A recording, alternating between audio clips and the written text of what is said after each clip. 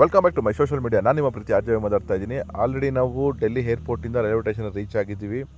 Entry ಆಗ್ತಿದ್ದಾಗೇ ಯಾಕೆಂದರೆ early morning ಬಂದಿರೋದ್ರಿಂದ ಕಾಫಿ ತೊಗೊಂಡ್ವಿ. ದಿ ವರ್ಸ್ಟ್ ಕಾಫಿ ನಮ್ಮ ಲೈಫಲ್ಲಿ ಕುಡ್ದಿರೋ ಅಂಥದ್ದು. ದಯವಿಟ್ಟು ಯಾರು ಕಾಫಿ ಅಂತೂ ಕುಡಿಲೇಬೇಡಿ. ಕಾಫಿ ಟೀ ಅಂತೂ ಡೆಲ್ಲಿಲಿ ಅಷ್ಟು ತುಂಬ ಚೆನ್ನಾಗಿಲ್ಲ, ಕೊಡೋ ದುಡ್ಡು ವರ್ತಿಲ್ಲ ಮಾತ್ರ. ಸೊ ಟ್ರೈನ್ನ ಒಂದೇ ಭಾರತ್ ಟ್ರೈನ್ನ ಬುಕ್ ಮಾಡಿದ್ವಿ. ಆ ಟ್ರೈನು ಬರೋಕ್ಕೆ 1.5 ಅವರ್ ಲೇಟ್ ಆಯಿತು. ಸೊ ಫುಡ್ಡು ಏನೇನು ಕೊಡ್ತಾರೆ ಅಂತ ಕಾಯ್ತಾ ಇದ್ವಿ. ಸೊ ಆಲೂ ಪರೋಟ ಮತ್ತು ಕಟ್ಲೆಟ್ ಥರ ಇತ್ತು, ಮತ್ತು ಒಂದು ಸ್ಯಾಂಡ್ವಿಚ್ ಕೊಟ್ಟಿದ್ದಾರೆ. ಸೊ ಇದಿಷ್ಟು ನಮಗೆ ಸಿಕ್ಕಿರೋದು. ಮೇಯ್ನ್ ಇಂಟ್ರೆಸ್ಟಾಗಿ ಏನು ಅಂತಂದರೆ ಚೆಕಿಂಗ್ ಮಾಡೋಕ್ಕೆ ಇನ್ನೂ ಯಾರೂ ಬಂದಿಲ್ಲ ನಮಗೆ. ಸೊ ಆವಾಗ ನೋಡಬೇಕಾದ್ರೆ ಲೆಫ್ಟ್ ಸೈಡಲ್ಲಿ ನೋಡಿದ್ವಿ, ಎಷ್ಟು ಕಡು ಬಡವರಿದ್ದಾರೆ ಅಂತ ಅನಿಸುತ್ತೆ. ಅಂದರೆ ಇಲ್ಲೆಲ್ಲ ಈ ಥರನೇ ಇರ್ತಾರಾ, ಹೀಗೆ ಇದೆಯಾ ಇಲ್ಲಿ ಎಲ್ಲನೂ ಅಂತ. ಬಟ್ ತುಂಬ ವಿಚಿತ್ರ ಅನ್ನಿಸ್ತು ಜಾಗಗಳಂತೂ. ಇನ್ನು ಒಂದೇ ಭಾರತ್ ಎಕ್ಸ್ಪ್ರೆಸ್ ಟ್ರೈನ್ ಅಂತೂ ತುಂಬ ಡಿಫ್ರೆಂಟಾಗಿದೆ. ಸೀಟ್ ಅಂತೂ ವೆರಿ ಕಂಫರ್ಟಬಲ್ ಇದೆ. ಮತ್ತು ಆಟೋ ಸೆನ್ಸಾರು ಪ್ರತಿಯೊಂದೂ ಕೂಡ ಫುಲ್ಲು ಸೇಫೆಸ್ಟು ಟ್ರೈನ್ ಥರ ಮಾಡಿದ್ದಾರೆ. ಐ ಥಿಂಕು ಇಲ್ಲಿಗೆ ಈ ಥರ ಟ್ರೈನ್ ಇರಬೇಕೇನೋ, ಮತ್ತು ಏನು ಬುಲೆಟು ಪ್ರೂಫು ಟ್ರೈನು ಏನೋ ಗೊತ್ತಿಲ್ಲ. ಬಟ್ ಏನಂದರೆ ಎಲ್ಲ ಆಟೋ ಸೆನ್ಸಾರ್ ಇರೋದ್ರಿಂದ ಮತ್ತು ಡಬಲ್ ಗ್ಲಾಸಸ್ಗಳಿರೋದು, ಫುಲ್ಲಿ ಸೆನ್ಸಾರ್ ಇದೆ, ಕ್ಲೀನಾಗಿ ಮೇಂಟೈನ್ ಮಾಡ್ತಾರೆ. ಇನ್ನು ಅದ್ರ ಬಗ್ಗೆ ಅಂತೂ ಮಾತಾಡೋಂಗಿಲ್ಲ. ಫುಡ್ಡು ಓಕೆ, ಪ್ರೈಸ್ ವೈಸ್ ನೋಡಿದ್ರೆ ತುಂಬ ಜಾಸ್ತಿ.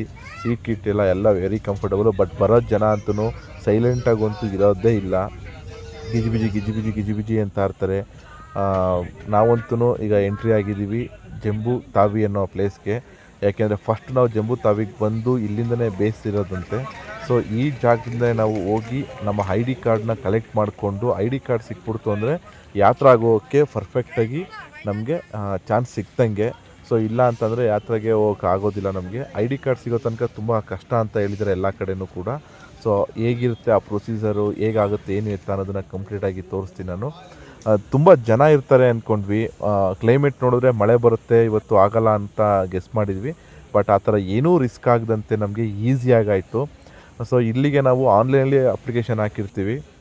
ನಮ್ಮ ಕೋಡ್ ಹೊಡಿತಿದ್ದಂಗೆ ಒಂದು ಫುಲ್ ಡೀಟೇಲ್ ಬರುತ್ತೆ. ಇದನ್ನು ನಾನು ತೋರಿಸ್ತಾ ಇದ್ದೀನಲ್ಲ, ಅದೊಂದು ಸರ್ಟಿಫಿಕೇಟ್ ತೊಗೊಂಡಿದ್ರೆ ನಾವು ವೆರಿ ಈಸಿಯಾಗಿ ನಾವು ಆಲ್ರೆಡಿ ನಾವು ಐ ಡಿ ಕಾರ್ಡ್ನ ತೊಗೋಬೋದು. ನಾವು ಆಲ್ರೆಡಿ ನನ್ನ ವೈಫು ಐ ಡಿ ಕಾರ್ಡ್ನ ತೊಗೊಂಡಿದ್ದಾರೆ. ಯಾಕಂದರೆ ಲೇಡೀಸು ಫಸ್ಟು, ಲೇಡೀಸ್ಗೆ ಏನು ಪ್ರಾಬ್ಲಮ್ ಆಗದಿರೋ ಥರ ಇಲ್ಲಿ ಸೆಕ್ಯೂರಿಟಿ ಇದೆ ಮಾತ್ರ. ಬಟ್ ಹೋಗಿ ಬಂದಿರೋರೆಲ್ಲನೂ ಕೂಡ ಐ ಡಿ ತೊಗೊಳ್ಳೋದು ತುಂಬ ಕಷ್ಟ ಅಂತಿರು, ತುಂಬ ಈಸಿಯಾಗಿ ಸಿಗ್ತಾ ಇದೆ ನಮಗಂತೂ. ಯಾಕೆಂದರೆ ತುಂಬ ಪ್ರೊಸೀಜರ್ ಇಲ್ಲ, ಆನ್ಲೈನಲ್ಲೇ ಚೆಕ್-ಇನ್ ಆಗೋದ್ರಿಂದ. ಸೊ ನಮಗೊಂದು ಸರ್ಟಿಫಿಕೇಟಲ್ಲಿ ನಂಬರ್ ಕೊಟ್ಟಿರ್ತಾರೆ ಮತ್ತು ಬಾರ್ ಕೋಡ್ ಇರುತ್ತೆ. ಜಸ್ಟ್ ಅದನ್ನು ಹಾಕಿ ತಮ್ಮ ಇಂಪ್ರೆಷನ್ ಕೊಡ್ತೇನೆ, ಫೈನಲಿ ನಮಗೆ ಐ ಡಿ ಕಾರ್ಡ್ ಸಿಗುತ್ತೆ. ಅದನ್ನು ಫೈನಲಿ ಜಮ್ಮು ತಾವಿ ಅನ್ನೋ ಪ್ಲೇಸಿಗೆ ಬಂದಿದ್ದೀವಿ. ಈ ಜಾಗದಲ್ಲೇ ನಮಗೆ ಅಮರನಾಥ್ ಯಾತ್ರೆಗೆ ಹೋಗೋಕ್ಕೆ ಇದೊಂದು ಸರ್ಟಿಫಿಕೇಟ್ ಆನ್ಲೈನಲ್ಲಿ ರಿಜಿಸ್ಟರ್ ಮಾಡಿದ್ದನ್ನು ಪ್ರೀವಿಯಸ್ ವೀಡಿಯೋದಲ್ಲಿ ಹಾಕಿದ್ದೆ, ಅಪ್ಡೇಟ್ ಮಾಡಿದ್ದೆ.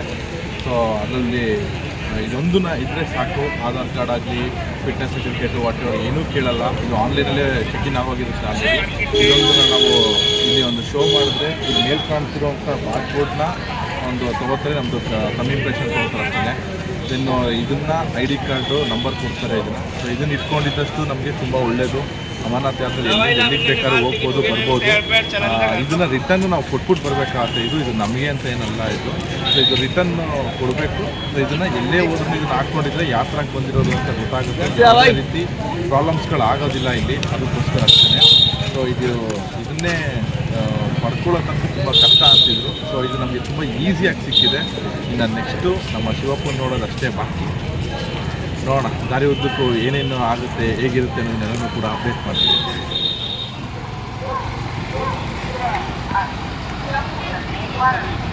ಶ್ರೀನಗರ ಆಗಲಿ, ಜಮ್ಮು ಕಾಶ್ಮೀರ ಆಲ್ಮೋಸ್ಟ್ ಎಲ್ಲನೂ ಹೀಗೆ ಇರುತ್ತೆ ನೋಡಿ. ಮಿಲ್ಟ್ರಿ ಅವರು ಅಂತೂ ಎನಿ ಟೈಮ್ ಸಿಗ್ತಾ ಇರ್ತಾರೆ ನಮಗೆ.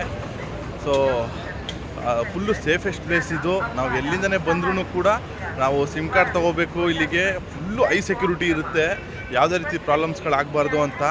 ಈ ಜಮ್ಮು ಕಾಶ್ಮೀರ ಸೈಡ್ ಬರ್ತಿದ್ದಂಗೆ ನಮ್ಮ ಏನು ಹಳೆ ನಂಬರ್ ನೆಟ್ವರ್ಕ್ ಇರುತ್ತೆ ಕಂಪ್ಲೀಟ್ ಸ್ಟಾಪ್ ಆಗಿಬಿಡುತ್ತೆ. ಇಲ್ಲಿ ವರ್ಕ್ ಆಗೋದೇ ಇಲ್ಲ. ಇಲ್ಲಿಗೆ ಬಂದು ನಮ್ಮ ಆಧಾರ್ ಕಾರ್ಡನ್ನ ಕೊಟ್ಟು ಹೊಸ ಸಿಮ್ ಕಾರ್ಡನ್ನ ಬೈ ಮಾಡಬೇಕು. ಅದನ್ನು ಬೈ ಮಾಡಿದ್ಮೇಲೆ ಮಾತ್ರ ಅದೊಂದು 10-15 ಮಿನಿಟ್ಸ್ ಒಳಗಡೆ ಮತ್ತೆ ಆ್ಯಕ್ಟಿವೇಷನ್ ಆಗುತ್ತೆ.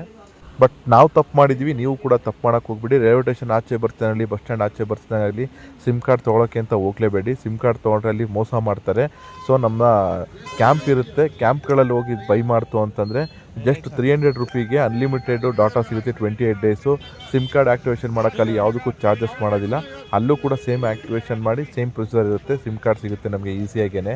ಸೊ ನಾವು ಹೊರಗಡೆ ಬರ್ತಿಗೆ ಈ ಆಟೋದವರು, ಕ್ಯಾಬವರು ಇವರೆಲ್ಲ ತುಂಬ ಹಿಂಸೆ ಕೊಡ್ತಾ ಇರ್ತಾರೆ. ಅವ್ರು ಹಿಂಸೆಗಾರು ಸರಿ ನಾವು ಶೇರಿಂಗ್ ಆಟೋದಲ್ಲಿ ಹೋಗಬೇಕು ಅನ್ನಿಸ್ಬಿಡುತ್ತೆ. ಸೊ ನಾವು ಅದೇ ತಪ್ಪು ಮಾಡಿದ್ವಿ, ಶೇರಿಂಗ್ ಆಟೋದಲ್ಲಿ ಹೋದ್ವಿ. ಹೋದ್ಮೇಲೆ ಗೊತ್ತಾಯಿತು ಅಲ್ಲಿಗೆ ಬಸ್ ಇದೆ ಅಂತ. ಬಸ್ ಸ್ಪೆಷಾಲಿಟಿ ಬರೀ ಜಸ್ಟ್ 10 ರೂಪಿ ಅಷ್ಟೇ ಇರೋದು ಅಲ್ಲಿಗೆ. ನಾವಾದರೆ ಇಲ್ಲಿ 150 ಕೊಟ್ಬಿಟ್ಟು 4 ಜನ ಹೋಗಿದ್ದು ನಾವು ಅವ್ರನ್ನ ಕೇಳಿದ್ರೆ ಅವ್ರು ಹೇಳೋದು ನಮ್ಗೆ ಅರ್ಥ ಆಗಲ್ಲ.